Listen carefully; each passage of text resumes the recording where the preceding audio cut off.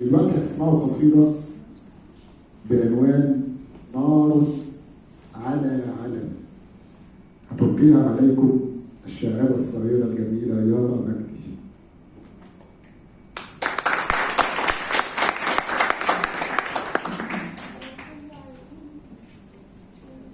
السلام عليكم ورحمة الله وبركاته. معكم يارا مجدي فؤاد الدمرداش. قبل البداية أريد أن أرحب بجميع قامات المجتمع والسادة الحضور، وقصيدتي بعنوان نار على علم للشاعر القدير والكبير أحمد مرسي.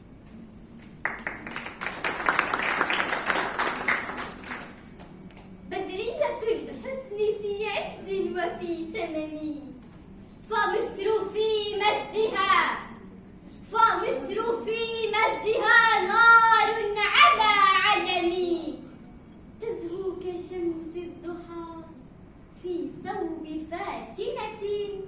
عذرية العشق لا تلن إلى صنمي،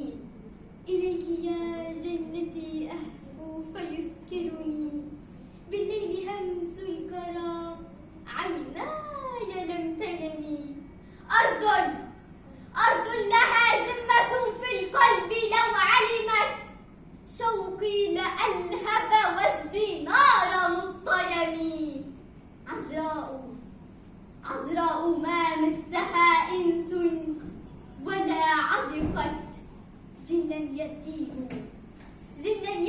لديها واجه النهم، لولا الصبابة ما همنا بساحرة قدسية الحب في الآيات والحكم، يا لائمي في هواها كيف أكتمه، والعشق في حسنها يسمو على الكلم، فلا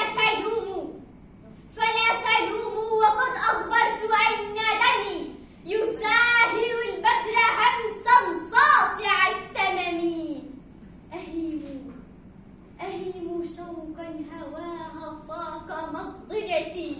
مهد الحضارات والأمجاد والنعم، أرض الكنانة في القرآن ساطعة،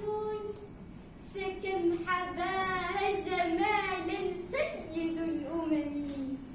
فالأنبياء